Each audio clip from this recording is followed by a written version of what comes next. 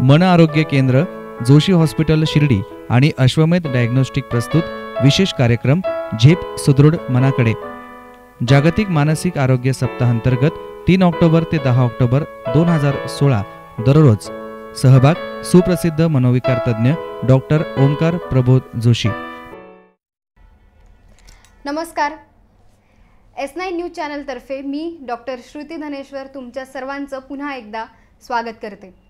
आपण बघत आहोत जागतिक मानसिक आरोग्य सप्ताहांतर्गत अश्वमेध डायग्नोस्टिक व मन आरोग्य केंद्र शिर्डी जोशी हॉस्पिटल प्रस्तुत झेप सुदृढ मनाकडे. आणि ह्या कार्यक्रमासाठी आपल्यासोबत गेले काही एपिसोड्स आहेत डॉक्टर ओमकार जोशी. आपण त्यांचं स्वागत करूया. नमस्कार. नमस्कार डॉक्टर, तुमचं ह्या कार्यक्रमामध्ये पुन्हा एकदा स्वागत. थँक्यू. मागच्या एपिसोडच्या शेवटी तुम्ही सांगितलं नाहीत मला की आपण कोणता विषय घेणार आहोत, फक्त सांगितलं की तो खूप महत्त्वाचा विषय. तर मला त्याचं आधी त्याची उत्सुकता आहे की आपण कोणता विषय घेणार आहोत. आत्तापर्यंत आपण वेगवेगळ्या मानसिक आजारांबद्दल बोलत होतो, पण माझ्या लक्षात आलं की हा जो आठवडा आहे आपण नवरात्र साजरी करतोय. आणि नवरात्र हा देवीचा उत्सव आणि आपल्या सगळ्याच्या घरातली देवी म्हणजे आपली आई, बहीण, बायको म्हणजे आपल्या घरातली स्त्री. त्यामुळे आम्ही असं ठरवलं की आजचा विषय हा स्त्रीच्या मानसिक आरोग्यावर आपण बोलूया.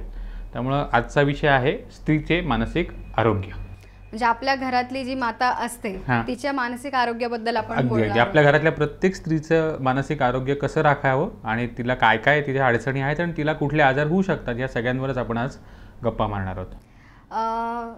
तुम्ही जर विषय सांगितला तर पहिला प्रश्न लगेच माझ्या डोक्यात आला की आपण गेले काही एपिसोड्स प्रत्येक आजारांबद्दल बोलतोय, पण मग असं असतं का की आता तुम्ही मानसिक आरोग्य महिलांचं जे सांगणार आहात आज, की असं असतं का की पुरुषांचं आणि महिलांचं काही मानसिक आरोग्यामध्ये फरक असतो किंवा आजारांमध्ये आरोग्यामध्ये? आहे ना. बघ, मानसिक आरोग्यामध्ये म्हणण्यापेक्षा मानसिक आजारांमध्ये आपण म्हणूया की काही प्रकारचे मानसिक आजार हे स्त्रियांमध्ये जास्त प्रमाणात आढळतात. म्हणजे ते सगळ्यांमध्येच आढळतात, पण उदाहरणार्थ आपण उदासीनतेच्या भागामध्ये जेव्हा बोलत होतो तेव्हा आपण म्हणालो की जगातल्या साधारण 20% लोकांना आयुष्यात कधी ना कधी डिप्रेशनचा सामना करावा लागतो, पण त्यामध्ये हे महिलांचं प्रमाण मात्र पुरुषांपेक्षा जवळजवळ दुपटीने जास्त आहे.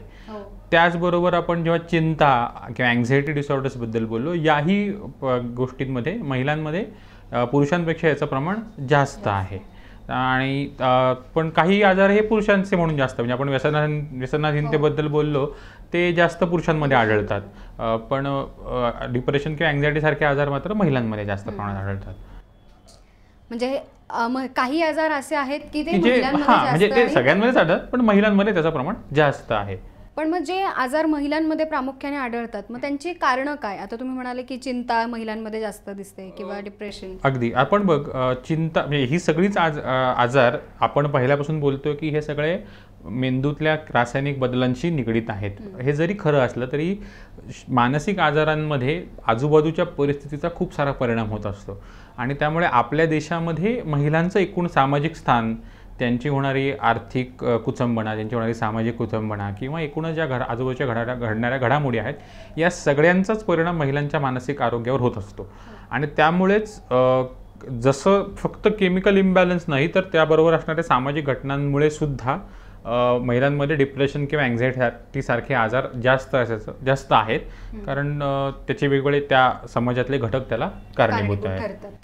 बरोबर आहे. आणि जसे तुम्ही वेगवेगळे हे सांगितलेत, पण प्रामुख्याने आपण असं बघतो की वयानुसार स्त्रीची एका म्हणजे वेगवेगळ्या फेजेसमधून जात असते ती, मग त्यानुसार तिचे बदल भरपूर घडतात, तिचे शारीरिक, मानसिक. मग वयात येताना जे आपण म्हणतो की लहानपणी तर स्वच्छंदपणे आयुष्य जगत असते, म्हणजे अगदी मुलगा आणि मुलगी दोघेही, पण वयात येताना जे शारीरिक बदल घडतात त्याबरोबरच मानसिक बदलही घडत असतात. मग त्यावेळेस मानसिक आरोग्याचा समतोल कसा राखला पाहिजे मुलींनी? आता आपल्याकडे बघ ना, आपल्याकडे एकूणच शिक्षणाच्या बाबतीत, मुख्यतः लैंगिक शिक्षणाच्या बाबतीमध्ये बऱ्यापैकी अनास्था आढळते. म्हणजे आपल्याकडे आता बऱ्यापैकी ते कार्यक्रम सुरू व्हायला लागलेत, पण एखादी मुलगी वयाच्या साधारण 12व्या-13व्या वर्षी तिला पाळी येते, तोपर्यंत तिला कुठलीच बंधनं नसतात, तोपर्यंत तिला घरात सगळीकडे छान मस्त मजा करू दिली जाते. एकदा ती पाळी सुरू झाली की तिच्यावर खूप सारी बंधनं येतात. मग तू असं करू नको, तसं करू नको, हे इथे जाऊ नको, तिथे जाऊ नको वगैरे वगैरे, तिला ना बऱ्याच वेळा ते समजतच नसतं. म्हणजे आपल्याबरोबर नक्की काय होतं हेच तिला माहीत नसतं. कधी कधी अचानक शाळेत असताना तिला पाळी येते, ते काय आहे ती घाबरते खूप वेळा, तिला कोणी सांगणारं नसतं, किंवा बऱ्याच वेळा चुकीच्या गोष्टी सांगितल्या जातात. त्या काळात स्वतःची कशी काळजी घ्यायची, स्वच्छता कशी राखायची याची कोणी माहिती देत नाही. त्यामुळे एकूणच त्या काळात ती मुलगी बऱ्यापैकी भेदरलेली असते. दुसरं असं होतं की त्या काळात शरीरामध्ये बरेच प्रकारचे बदल होत असतात. तिची उंची वाढत असते, तिच्या स्तनांचा आकार वाढत असतो, आणि हार्मोनल बदल खूप सारे होत असतात. त्यामुळे कधी कधी त्या काळात मुली चिडचिड्या बनतात. पाळीच्या काळात खूप वेळा पोट दुखतं किंवा खूप जास्त वेळा रक्तस्राव होतो. सुरुवातीचे दिवस अवघड असतात. तर या सगळ्या काळांमध्ये तिच्या बरोबर कोणीतरी बोलणारं, तिची आई म्हणा, मोठी बहीण म्हणा, शाळेतली शिक्षिका म्हणा, किंवा एखादी जवळचे डॉक्टर, यापैकी कोणीतरी तिला हे सगळं व्यवस्थित शास्त्रीयदृष्ट्या माहिती करून देणं फार गरजेचं आहे. आणि जर तसं झालं ना की मग तिची भीती कमी होते, मग ती मुक्तपणे वावरायला लागते. तिच्यातला तो जो काय ती आकसलेली असते ते सगळं तिचा कमी होतो, आणि मग तिचा स्वभाव पुन्हा एकदा शांत व्हायला लागतो. पण बऱ्याच वेळा असं आढळलं आहे की जर त्याची जर आरोग्याची माहिती नीट नसेल, त्या काळात चिडचिड वाढली असेल, तर त्याचा परिणाम अभ्यासावर पण होतो, शाळेतल्या परफॉर्मन्सेसवर पण होतो. कधी कधी मुलींनी अशा काळात शाळा सोडल्याची पण उदाहरणं आहेत. हो, जसं तुम्ही सांगितलं की शाळेत असताना त्याच्या मुलीच्या अभ्यासावर याचा परिणाम होतो, तसंच कॉलेजमध्ये सुद्धा असे विविध प्रसंग होतात की त्याचा मानसिक परिणाम मुलींवर होतं. मग त्यासाठी कशी काय मुलींनी काळजी घेतली पाहिजे, किंवा जसं तुम्ही वयात आल्याचं सांगितलं तसं कॉलेज लाईफमधल्या मुलींनी काय काळजी घ्यायला हवी? आपल्याकडे मुलगी आता म्हणजे शिक्षणाचं प्रमाण वाढत चाललं आहे, तसं ते खूप चांगली गोष्ट आहे. आणि त्यामुळे मुली जशा बरोबरीने बाहेर पडल्यात, खांद्याला खांद्याला काम करायला लागल्यात, शिकायला लागल्यात मुलांबरोबर, त्या मिसळायला लागल्यात. त्यामुळे त्यांना वेगवेगळे मित्र असतात, मैत्रिणी असतात, त्यांचे ग्रुप्स असतात.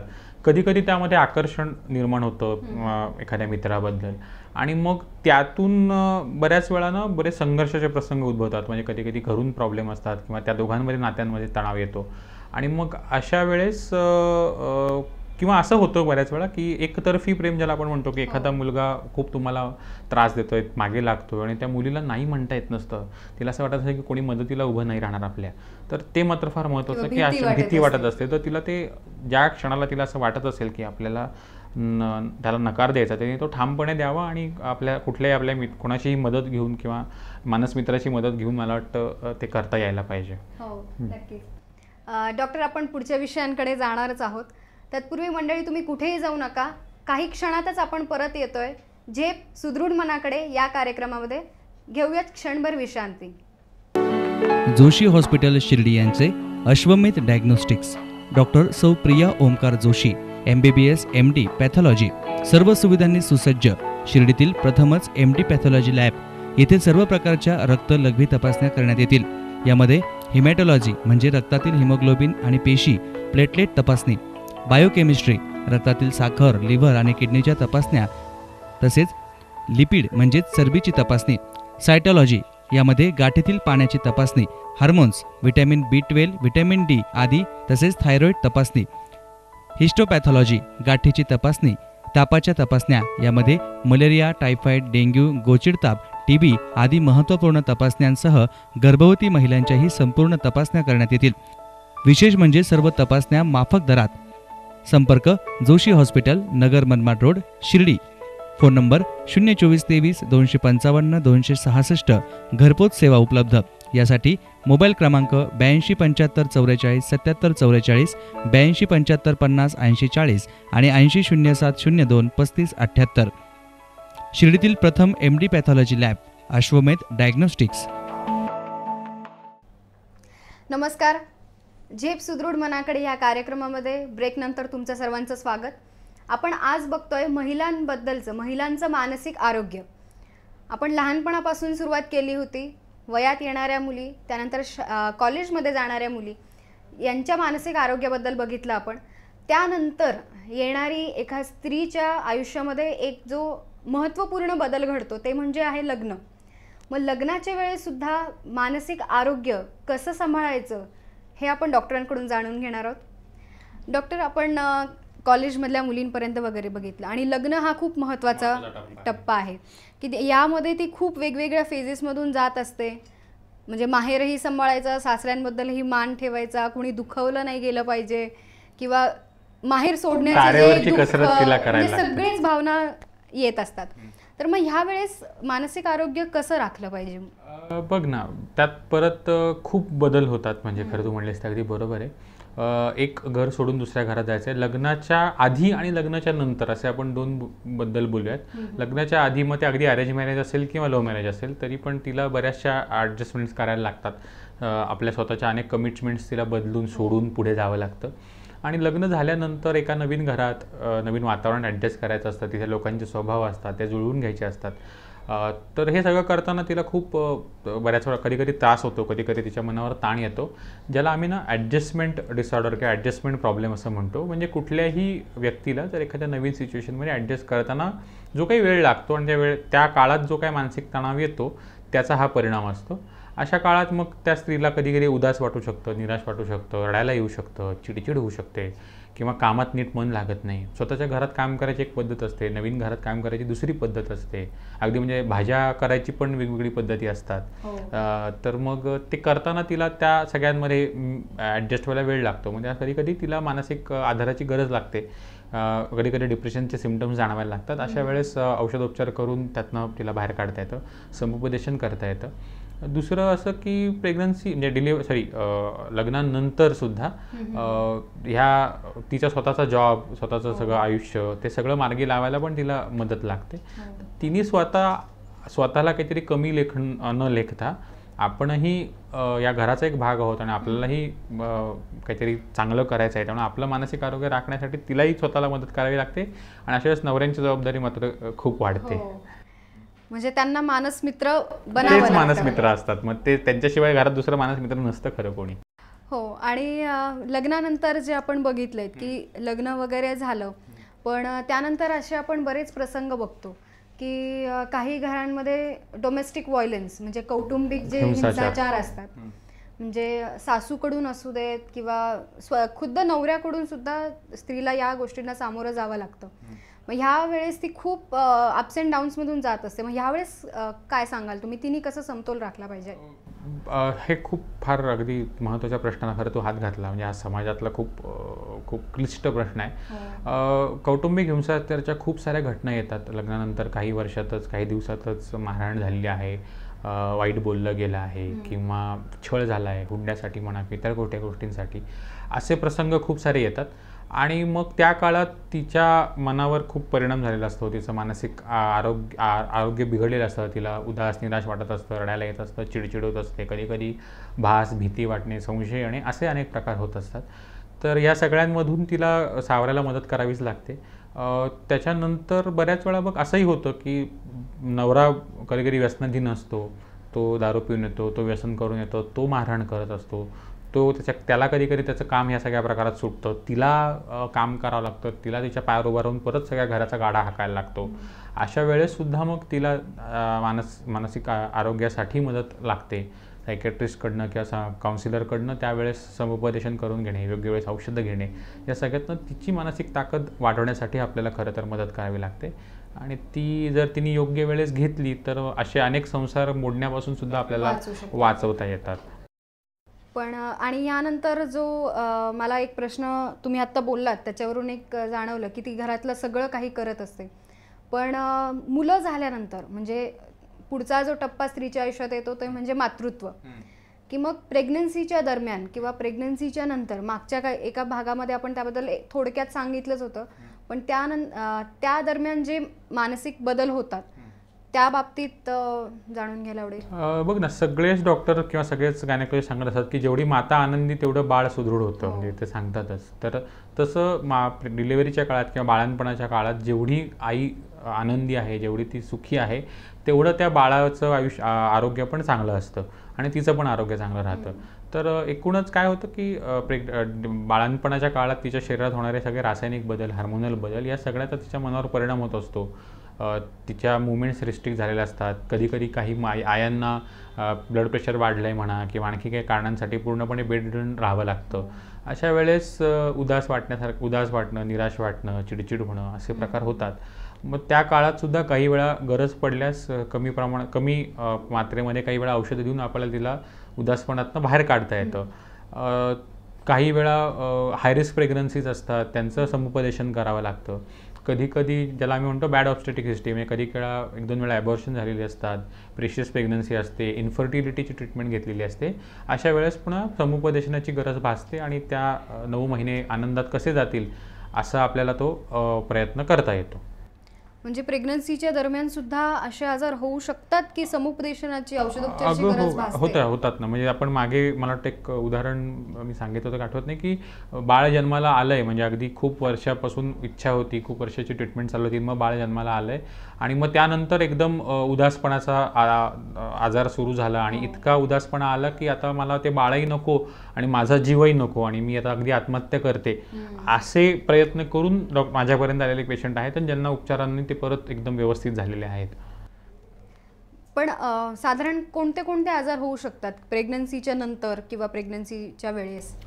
मुख्य आपण आजारांबद्दल बोलत असू तर डिलिव्हरी नंतर होणारं उदासपणा, म्हणजे ज्याला पोस्टपार्टम डिप्रेशन असं म्हणतात, हा आजार होतो. त्याच्यानंतर एक पोस्टपार्टम सायकोसिस, ज्याला आपण सायकोसिसचा जो भाग बघितला त्याच्यामध्ये ज्याला आपण वेडाचा झटका म्हणतो तसा प्रकारात येऊ शकतो.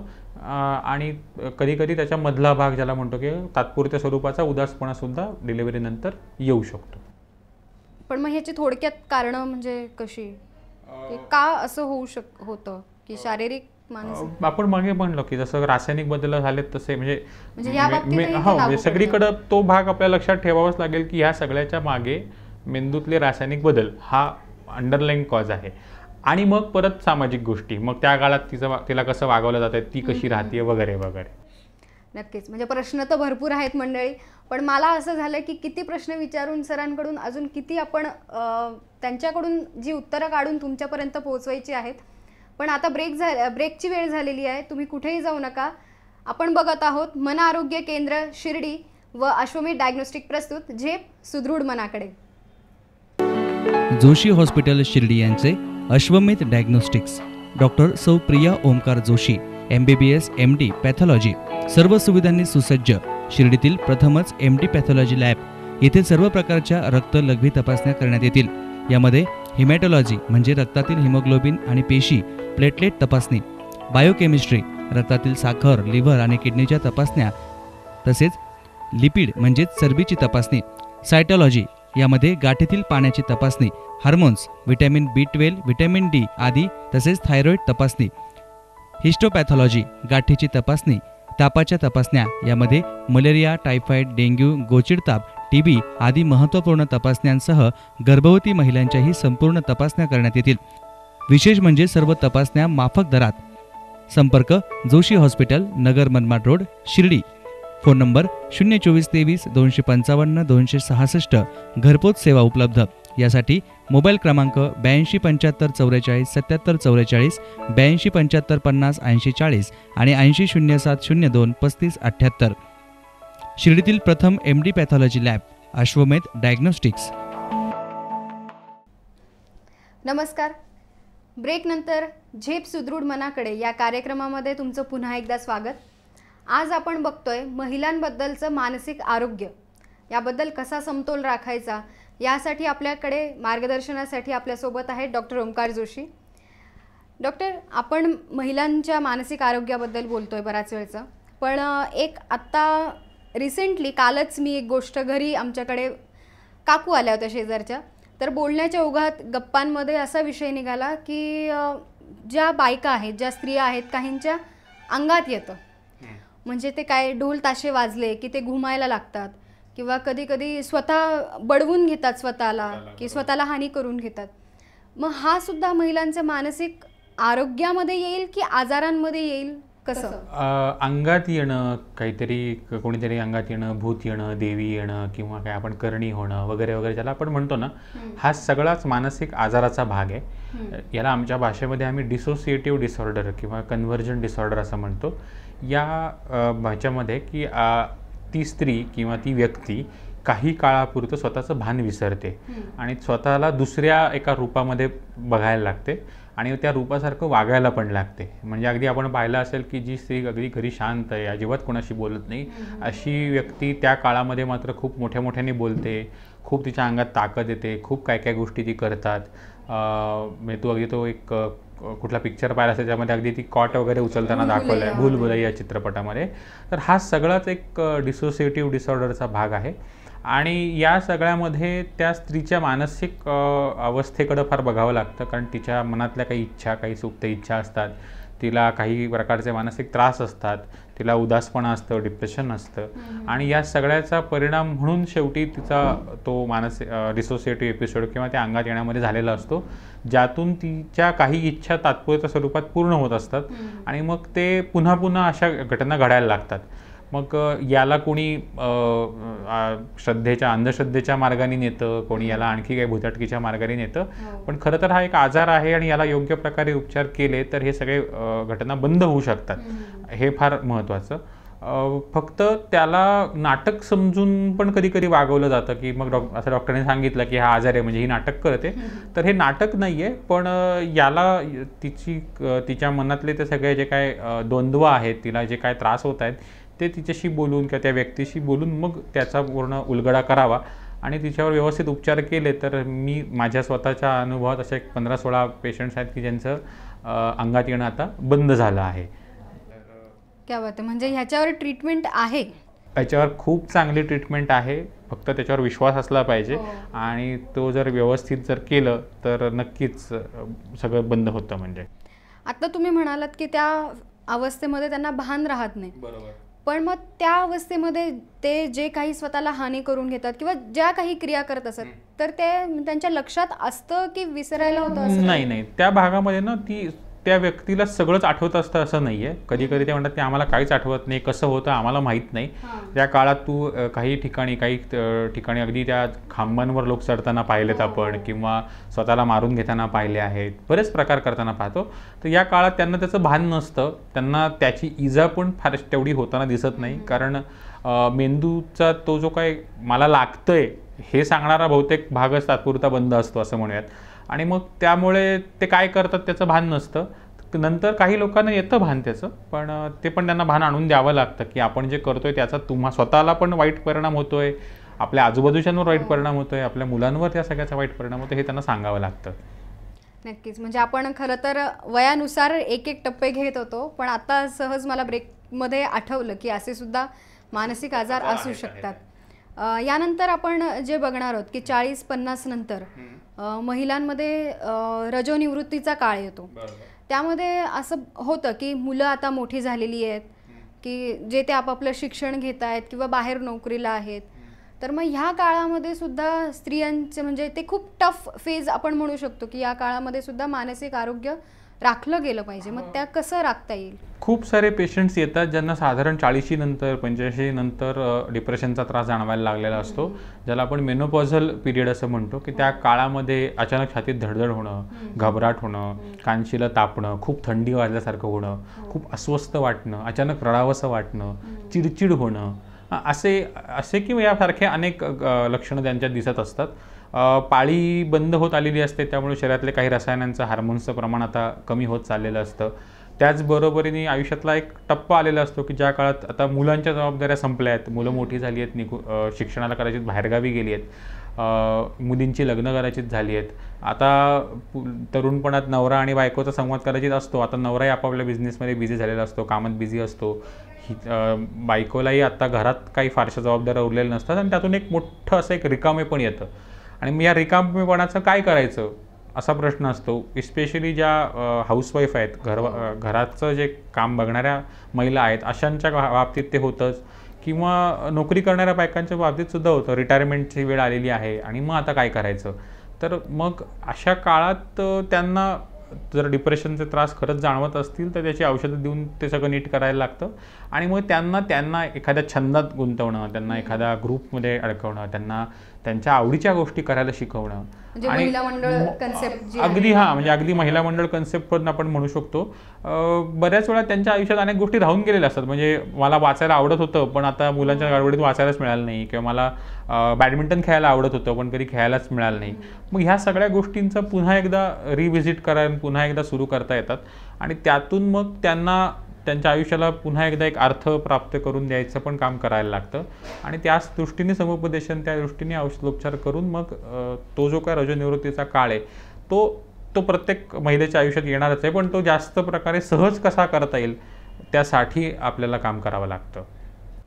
नक्कीच. पण आता तुम्ही बोलताना सांगितलं की मुलं बाहेरगावी असतात किंवा नोकरी करत असतात, पण मग असं बऱ्याच जणांमध्ये म्हणजे होऊ शकतं की जे वृद्धापकाळाच्या पायरीवर आहेत, वृद्धापकाळामध्ये आहेत, की मुलं बाहेरगावी आहेत आणि आता फार हे की परदेशात आहेत, की मग ह्या वेळेस जो आपण म्हणतो पोकळी निर्माण होते, रितेपण, किंवा मुलं लक्ष देत नाही आई वडिलांकडे, मग ही सुद्धा फेज महिलांच्या आयुष्यातली खूप महत्त्वाची असं मला वाटतं. हो, आपण मगाशी बोलताना लक्षात आलं की ते रितेपण ते बऱ्याच वेळा चालूच राहतं. तू म्हणालीस तसं खरंच आहे की मुलं निघून गेली आहेत, शिक्षणाला कुठेतरी गेली आहेत. अगदी पुण्यामध्ये किंवा मुंबईमध्ये अशी अनेक कॉलनीच्या कॉलनी जिथे फक्त म्हातारे आई बाबा राहतात. किंवा असंही होतं की मुलं मोठ्या शहरांमध्ये शिकायला गेली आहेत आणि मग आई वडिलांना त्यांच्यापाशी जाऊन राहायला लागलंय, किंवा एका मुलापाशी आई आहे, एका मुलापाशी वडील आहेत, कारण दोघांकडे नातवंड आहेत. मग ते तू तिथं मी नावाचा चित्रपट पाहिला असेल किंवा बागबान पाहिला असेल, तर त्याच्यामध्ये आहे की आपल्या जोडीदारापासून त्या वेगळे झालेल्या आहेत, किंवा कधी कधी या फेजमध्ये एखाद्या जोडीदाराचा मृत्यू झालेला असतो. तर मग अशा काळामध्ये त्या स्त्रीला एका आधाराची गरज असते. पण होतं काय की मग पुढची पिढी म्हणजे आपली पिढी बऱ्याच वेळा आपल्या कामांमध्ये इतकी बिझी झालेली असते की आपल्या आई वडिलांना आता आपल्या आधाराची गरज आहे हेच खरं तर कळत नाही, आपण वेळ देत नाही हेच खरं कळत नाही. फोनवरून किती बोलणार ग. त्यामुळे मग अशा काळातले पुरात मानसिक आजार वाढतात. उदासपणा येतो, झोप लागत नाही, जेवणावर लक्ष लागत नाही, कामात मन लागत नाही. शारीरिक व्याधी तर आलेल्या असतातच. आता कोणाला आर्थरायटिस असतो, कोणाला डायबिटीस असतो, आणि मग ह्या सगळ्याचा एकत्रित परिणाम परत दिसायला लागतो. मग अशा वेळेस आता बऱ्याच शहरांमधून जसे लहान मुलांची पाळणाघरं आहेत तशी वृद्धांची पाळणाघरं सुरू झाली आहेत. आणि त्या काळात त्यांना सकाळी त्या ठिकाणी जाऊन संध्याकाळी परत घेऊन येता येतं, कारण शहरांमध्ये घरी सांभाळायला दरवेळेस कोणी असतंच असं नाही. वृद्धापकाळामध्ये ज्याला आपण डिमेन्शिया म्हणतो, म्हणजे विस्मृतीचा आजार, तोही सुरू होताना दिसतो. तर ह्या सगळ्यांमध्ये मग पुन्हा सायकॅट्रिस्ट म्हणून आम्हाला काम करायला लागतं. नक्कीच. म्हणजे आयुष्यामध्ये स्त्रीच्या जन्मापासून किंवा आपण म्हणू वयात येण्यापासून ते वृद्धापकाळापर्यंत खूप टप्पे येतात की ज्यामध्ये तिने तिचं मानसिक आरोग्य उत्तम राखलं पाहिजे. एपिसोडच्या शेवटाकडे आपण आलेलो आहे डॉक्टर. मला नक्कीच माहिती आहे की तुमच्या मनात अजूनही प्रश्न असतील की ह्याविषयी डॉक्टरांची आपण चर्चा करूयात, अजून हा प्रश्न राहिला, तो प्रश्न राहिला, पण आपण आता एपिसोडच्या शेवटाला आलो आहोत. मी डॉक्टरांना जाता जाता फक्त एक रिक्वेस्ट करेल की डॉक्टर, तुम्ही मानसिक आरोग्य महिलांचं कसं राखलं पाहिजे, एक थोडक्यात एक संदेश काय देणार आपल्या महिलांना?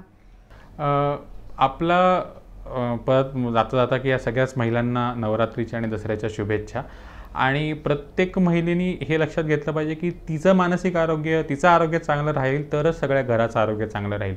आणि हे तिच्याबरोबर तिच्या घरातल्या सगळ्यांनीच लक्षात घेतलं पाहिजे. म्हणजे माझ्या सगळ्या पुरुष मित्रांना विनंती आहे की आपापल्या घरातल्या प्रत्येकच स्त्रीचं मानसिक आरोग्य चांगलं राखण्यासाठी तुमची मदत खूप गरजेची आहे.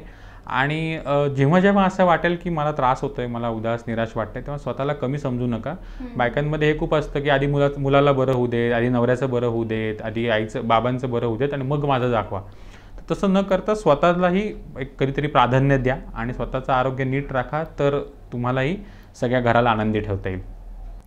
Thank you doctor. म्हणजे तुमचा हा मोलाचा सल्ला खरंच आपल्या सगळ्या स्त्री प्रेक्षकांनीच नाही तर घरातील सर्वांनी, म्हणजे पुरुषांनी सुद्धा ऐकलं असेल की स्त्रीला सुद्धा तुम्ही दुय्यम स्थान देऊ नका, ती सुद्धा तुमच्या बरोबरीने, कारण ती सुद्धा एक दुर्गाच आहे. आपण एपिसोडच्या शेवटाला आलो आहोत. मला माहिती आहे, म्हणजे मला खात्री आहे की तुम्हाला आजचा एपिसोड नक्कीच आवडला असणार आहे.